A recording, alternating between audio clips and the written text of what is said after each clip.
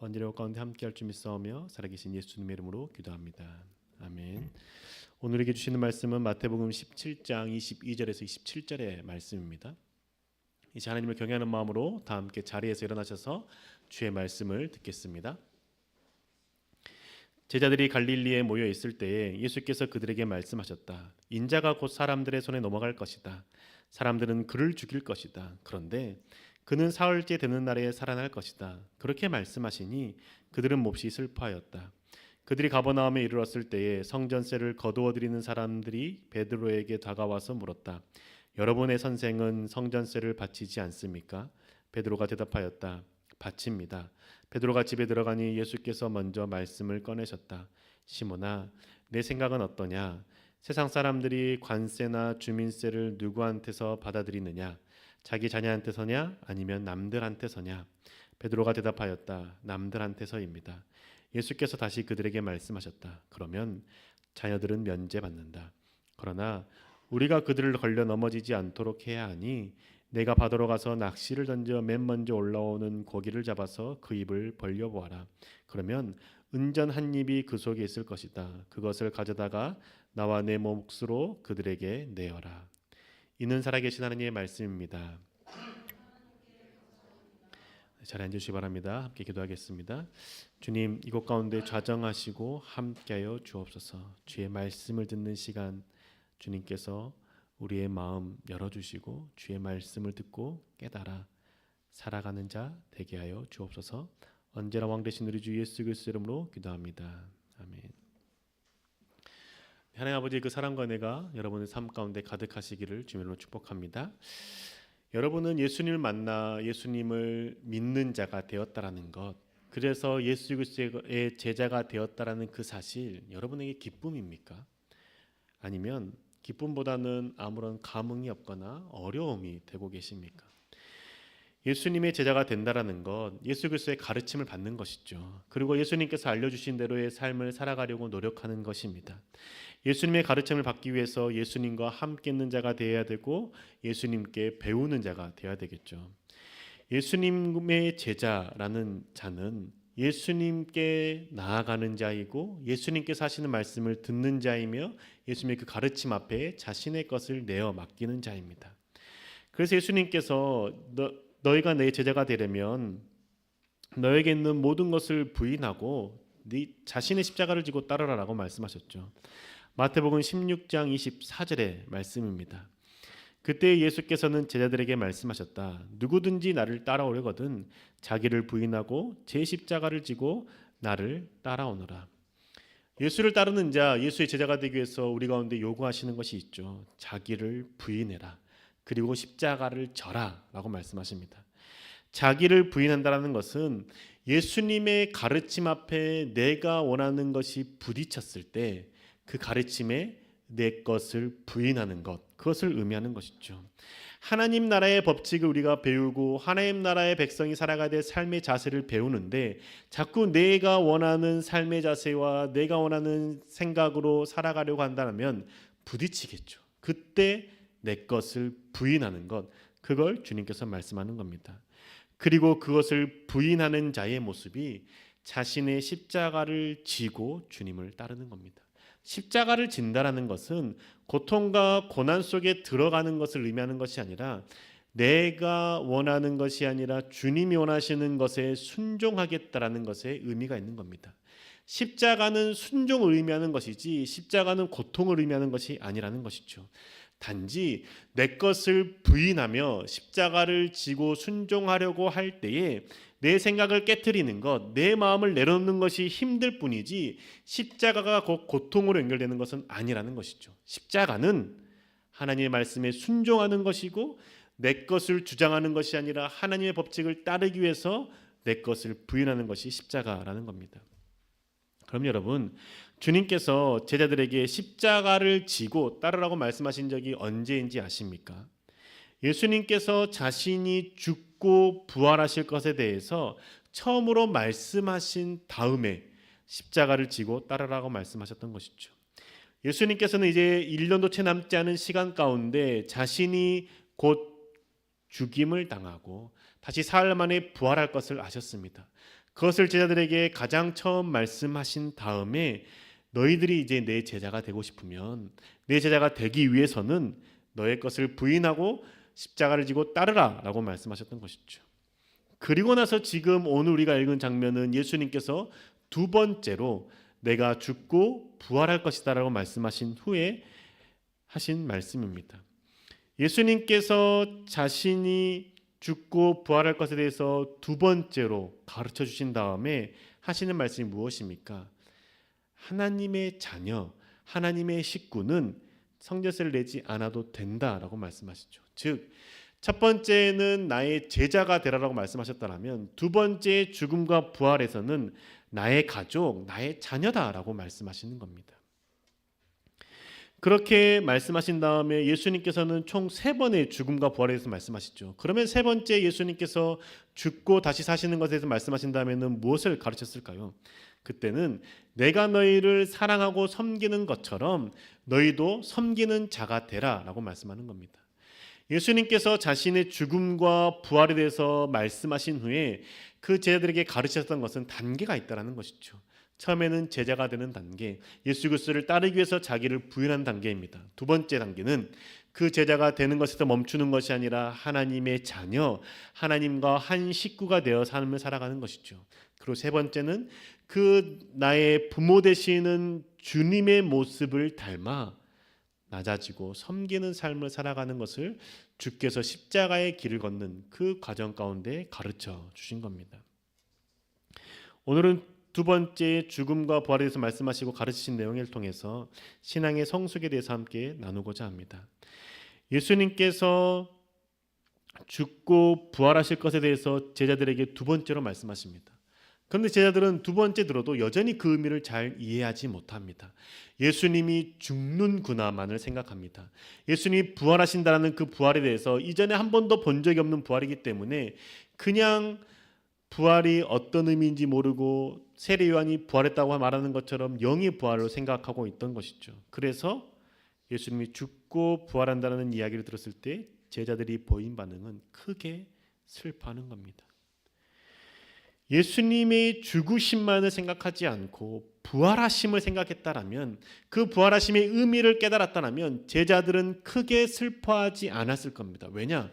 예수님이 그 죽고 부활하심으로 자신들이 구원을 받는 것뿐만 아니라 성령 하나님과 함께하는 존재가 된다는 것을 안다라면 슬픔 가운데 머무르지 않는 것이죠. 그런데 주님을 따르는 자가 되었다라고 고백하고, 그래서 주님께서 죽고 부활하실 것에 대해서 말씀을 들었을 때에 그 제자들의 마음속에는 죽음에 대해서만 생각했기 때문에 마음이 슬펐다라는 것이죠. 그 내면의 의미를 파악하지 못했다는 겁니다.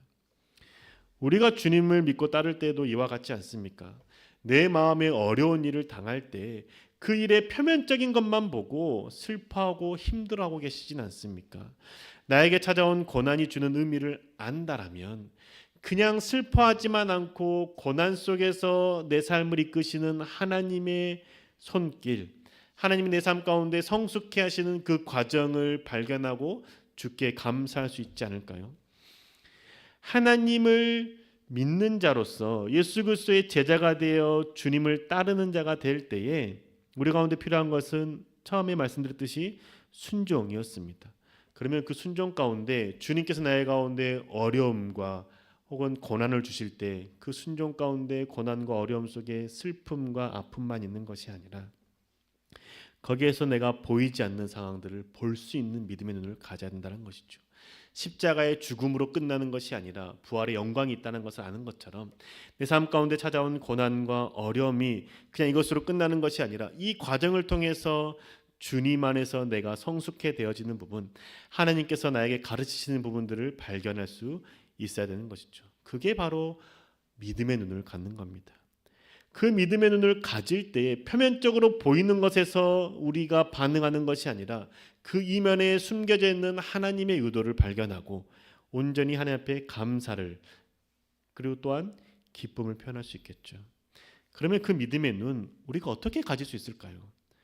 믿음의 눈을 가지기 위해서 필요한 것은 내가 하나님의 자녀가 되었다라는 사실을 온전히 받아들이는 겁니다. 제자들이 슬퍼하고 있는 상황입니다. 내가 죽고 부활할 거야 라고 말했는데 제자들은 크게 슬퍼합니다. 그때 주님께서 제자들 가운데 가르쳐주신 내용이 무엇입니까? 너희는 하나님의 자녀다라는 것이죠. 예수님께서 가버나움에 이르렀을 때 성전세를 거둔 사람이 베드로에게 다가와서 물어봅니다. 당신의 선생님은 성전세 안 냅니까? 성전세를 안 내는 사람입니까? 라고 질문하죠. 그때 베드로는 성전세를 냅니다 라고 미리 대답합니다. 그러면 왜 성전세를 걷는 사람이 그 베드로에게 와서 당신의 선생님은 성전세를 내는 분입니까? 라고 묻고 성전세를 거두려고 했을까요? 그때 당시에 성전세에 대한 이해가 유대인들 사이에서 조금 달랐기 때문입니다. 그 모세오경만을 믿는 사람들은 그 출애굽기에 나와 있는 성전세에 대한 개념으로 성전세를 이해했습니다. 출애굽기 30장 15절과 16절의 말씀입니다. 너희가 목숨값으로 속전을 주에게 올리는 예물은 반세겔이다. 부자라고 해서 이보다 더 많이 내거나 가난한 사람이라고 해서 이보다 덜 내는 일이 없도록 하여라. 너는 이스라엘 자손에게 속전을 받아 회막 비용으로 쓸 수 있게 내어 주어라. 나 주는 이것을 너희 목숨값의 속전으로 여기고 너희 이스라엘 자손을 기억하여서 지켜줄 것이다. 반세겔을 내서 회막 비용으로 사용하라고 말하는 성전세를 출애굽기에서 처음 말씀하셨습니다. 이때는 목숨값으로 냈던 겁니다. 즉 20세 이상이 되는 남자는 평생에 한 번만 반세겔을 내면 되는 것이었던 것이죠. 그렇게 반세겔만 내도 성전을 관리하는 비용으로 전혀 부족함이 없었습니다. 반세겔은 지금의 그 급여로 생각한다면 이틀치의 급여입니다. 한 세겔이 4데나리온이기 때문에 반세겔은 2데나리온, 이틀치의 임금인 것이죠. 일당을 8만 원으로 잡고 이틀치면 16만 원입니다. 그때 출애굽했던 20세 이상의 남자는 약 60만 명이었습니다. 그러면 16 곱하기 60을 하면 960억입니다. 한 번만 내도 평생에 성전 관리하는 것, 그때 당시에는 회막이었기 때문에 회막을 관리하는데 전혀 문제가 없었습니다. 그런데 어느 순간 이 성전세를 내는 것이 평생에 한 번 내는 것이 아니라 매년 내는 것으로 바뀝니다. 느헤미야 때 있었던 일입니다. 느헤미야 10장 32절의 말씀입니다. 우리는 다음과 같은 규례도 정하였다. 하나님의 성전 비용으로 쓰도록 우리는 해마다 3분의 1 세겔씩 바친다. 느헤미야 때 성전을 반세겔에서 3분의 1 세겔로 줄여줍니다. 그런데 평생에 한 번 내는 것이 아니라 매년 내는 것으로 바꿉니다. 왜 그랬을까요? 느헤미야는 3차 포로 귀환했던 백성으로서 이미 그때 당시에는 이스라엘이 멸망한 이후였습니다.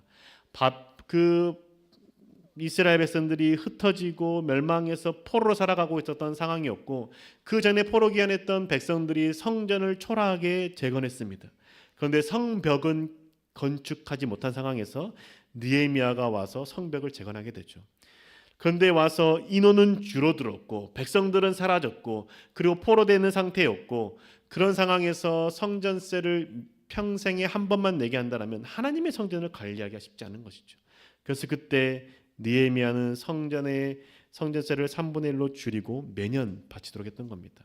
그래서 하나님의 성전을 관리할 수 있도록 하나님의 성전에서 예배드릴 수 있도록 했던 것이죠. 그런데 이렇게 흘러온 것이 모세오경만을 믿는 사두개파 사람들은 매년 성전세를 내지 않으려고 했습니다. 그런데 모세오경뿐만 아니라 장로들의 전통과 예언서를 믿는 바리새파 사람들은 성전세를 매년 내야 된다고 생각했던 것이죠. 그런데 지금 예수님이 살고 있던 그 시대도 성전이 재건되고 있었던 상황이었습니다. 그 성전이 재건되고 있는 상황, 물론 헤롯이 유대인들의 환심을 사기 위해서 성전을 의리의리하게 재건하고 있지만 그때 그 유대인들에게 남아있는 그 성전세를 거두는 자가 있었던 것이죠. 그 거두는 비용을 통해서 헤롯이 성전을 짓는 데에 그 보탰던 겁니다. 그래서 성전세를 걷어들이는 사람이 있었고 성전세를 걷어들이는 사람은 더 많은 성전세를 걷기 위해서 애쓰겠죠. 그래서 베드로에게 와서 묻습니다. 너의 선생님은 성전세를 안 내는 사람입니까? 라고 질문하는 것이죠. 이렇게 질문하는 것은 성전세를 내는 사람인지 안 내는 사람인지 파악을 해야 되는 것이고 또한 자신은 성전세를 걷어들여야 되는 사람이기 때문에 질문했던 겁니다. 그렇게 질문을 받은 베드로는 예수님께 묻지도 않고 당연히 낸다고 생각했던 것이죠. 사두개파 사람들이 아니기 때문에. 근데 예수님께서 그 얘기를 하신 것을 아시는 주님께서 베드로에게 물어봅니다. 베드로야, 세상 임금들이 관세나 주민세를 받을 때 자녀에게 받냐 아니면 남들에게 받냐? 남들에게 받습니다 라고 대답하죠. 그래서 주님께서는 베드로에게 말씀하시기를 그러면 자녀들은 세금을 면제받지. 너나 나나 하나님의 자녀이기 때문에 세금을 면제받는다라고 말씀합니다. 그런데 세금을 낼 필요가 없다라고 말씀하신 주님께서 성전세를 걷어들이는 사람들이 어려움을 당하지 않도록 성전세를 내자라고 말씀하시죠. 우리가 여기에서 예수님 말씀 가운데 주목해야 될 것은 성전세를 안 내도 된다 있는 것이 아니라 너희는 하나님의 자녀가 되었다. 하나님과 함께하는 식구다라고 말씀하시는 겁니다. 예수님을 따르는 자로서가 아니라 이제 예수님을 따르는 자가 아니라 하나님의 자녀요. 하나님과의 한 형제와 자매고 살아가게 되었다라고 말씀하는 것이죠. 성전에 계신 하나님과 함께 있는 존재 한 식구가 되었다라는 것입니다. 식구의 의미가 무엇인지 아십니까? 식구는 음식식의 입구자를 써서 식구라고 하지 않습니까? 함께 음식을 먹는 식구. 한 집에 머물며 밥상 공동체를 이루는 관계가 식구이고 가족이라는 것이죠. 예수님은 그 제자들이 하나님이 거하시는 성전에 함께 머물며 먹고 마시는 자로서 하나님과 한 가족이 되었기 때문에 성전세를 내지 않아도 된다라고 말씀하는 것이죠. 그 예수님이 제자들을 어떻게 대하시는지 여러분 보이십니까? 가르치고 채찍질하고 혼내는 그런 제자로 보는 것이 아니라 이제는 가족으로 보신다는 겁니다. 제자라는 경우는 부족한 모습이 있을 때 때로는 그 잘못된 모습이 있을 때 제자를 쳐내기도 합니다. 하지만 가족은 그렇게 하지 않죠. 부족한 모습이 보여도 그 가족을 감쌉니다. 그리고 그 가족에 대해서 보호자가 되어주고 그 가족을 끝까지 책임지려고 합니다. 지금 주님께서는 제자들에게 너희는 제자가 아니라 나의 형제요 나의 식구다라고 말씀하시면서 내가 너희들의 삶을 책임진다라고 말씀하는 것이죠. 그 책임지는 모습을 어떻게 보여주십니까? 성전세를 그들이 가지고 있는 돈에서 내는 것이 아니라 하나님께서 마련하시고 하나님께서 준비하신 비용으로 낼 수 있게 하셨다는 겁니다. 그래서 그 성전세를 낼 때 베드로에게 말하기를 바다에 나가서 낚시를 해봐라. 그러면 거기에서 고기를 잡을 것이고 고기를 잡은 그 입에서 동전, 은전 한 입을 가지고 나서 그것을 너와 나의 성전세로 내라라고 말씀하지 않습니까? 주님께서 제자들이 한 가족이 되었다라고 말씀하시니 그 모든 것들의 삶에 대해서 책임지시고 해결해 주신다라고 말씀하는 겁니다. 여러분 우리가 어려움의 상황 당할 때 그 어려움 때문에 마음이 무너질 수 있습니다. 그 어려움이 무너지고 마음이 무너질 때 누구도 찾지 못하고 혼자 있고 싶을 때가 있습니다. 여러분 그런데 그 내가 어려움 속에서 도망치고 싶을 때 직장에서 도망치고 싶고 때로는 가족에서 가족 구성원의 얼굴을 보고 싶지 않고 혼자 조용한 곳에 있고 싶을 때 여러분 그때 여러분 마음속에 하나님은 계십니까? 여러분이 어디로부터 도망치고 싶고 때로는 죽고 싶은 마음이 들 때가 있는 그때에 하나님이 나의 아버지가 되신다라는 사실을 생각해 보셨습니까? 아무도 보지 않고 싶은 곳, 아무도 보지 않는 곳, 나 혼자만 있는 곳에 있고 싶은 마음이 드는 이유는 내가 혼자라는 생각 때문이지 않습니까? 누구도 내 마음을 이해해 주지 못할 것 같고 나의 상황에 대해서 얘기했을 때 가르치려고만 할 것 같고 공감해 주지 않고 바른 말만 할 것 같은 그 마음 때문에 누구게 되지 못하고 혼자 있고 싶은 마음이 들지 않습니까? 근데 여러분 나는 혼자가 아니다라고 주님께서 말씀하시죠. 너는 내 자녀다라고 말씀하시고 지금 너에게 있는 그 상황 가운데 보호자는 나다라고 주님께서 말씀해 주시는 것이죠. 하나님께서 해결책을 제시해 주신다는 겁니다. 내가 혼자가 아니라 주님께서 함께 하시기 때문에 지금 내 슬픔의 상황, 어려움의 상황 가운데 하나님께서 길을 제시하실 거라는 것을 우리 가운데 믿음의 눈으로 볼 수 있어야 된다는 겁니다. 여러분 혼자 있고 싶은 그 상황에 주님께 내 마음을 아뢰시다. 주님의 음성이 들리지 않는 것 같고 주님께서 어떤 해결책을 주시지 않는 것 같다 할지라도 일단 주님께 아뢰시다. 주님께 말합시다. 주님께 내 마음이 어떤지를 얘기하고 지금의 상황이 어떤지에 대해서 고백합시다. 그러면 나의 어려움을 아시고 나의 마음을 아시고 나의 상황을 아시는 하나님께서 내가 듣지 못한다고 할지라도 하나님께서 길을 여시고 그 길 가운데 우리를 인도하신다는 것이죠. 그 모습을 보여준 게 지금 베드로에게 주님께서 보여준 모습이었지 않습니까? 마태복음 17장 27절의 말씀입니다. 그러나 우리가 그들을 걸려 넘어지지 않도록 해야 하니 내가 바다로 가서 바다 낚시를 던져 맨 먼저 올라오는 고기를 잡아서 그 입을 벌려보아라. 그러면 은전 한 입이 그 속에 있을 것이다. 그것을 가져다가 나와 내 몫으로 그들에게 내어라. 주님께서 준비하신 것을 베드로가 거두어 들일 뿐입니다. 베드로가 낚시하는 것 어려울까요? 베드로는 어부였습니다. 낚시는 어렵지 않습니다. 주님께서 베드로에게 요구하시는 것은 어려운 것을 요구하는 것이 아니라 쉬운 것, 할 수 있는 것, 조그마한 수고를 요구하신다는 것이죠. 그 수고를 했을 때 하나님께서 예비하시고 하나님께서 준비하신 것을 베드로가 경험하고 누릴 수 있도록 하셨다라는 것이죠. 베드로가 낚시하러 가지 않았다면 주님께서 물고기를 통해서 성전세를 준비하신 것을 누릴 수 있었을까요? 없었을 겁니다. 어떤 사람은 하나님의 능력이 하나님이시기 때문에 물고기가 파닥파닥 뛰어서 베드로 앞에 왔을 거다라고 생각할 수도 있지만 그렇게 하지 않죠. 어떤 사람은 또 새를 통해서 새가 입에 동전을 물고 오다가 획 뱉어서 줄 수 있다고 생각하지만 그렇게 하시지 않습니다. 왜냐? 하나님은 작은 순종을 통해서 하나님의 일하심을 보게 하시고 하나님이 내가 너와 함께 있다는 것을 경험케 하시는 분이 주님이시기 때문입니다. 하나님은 일하실 때 하나님께서 모든 것을 다 해주시는 게 아니라 하나님께서 우리가 하나님께 순종할 수 있는 길을 걸어갈 수 있도록 가르치시는 분이시고 인도하시는 분이시라는 것이죠.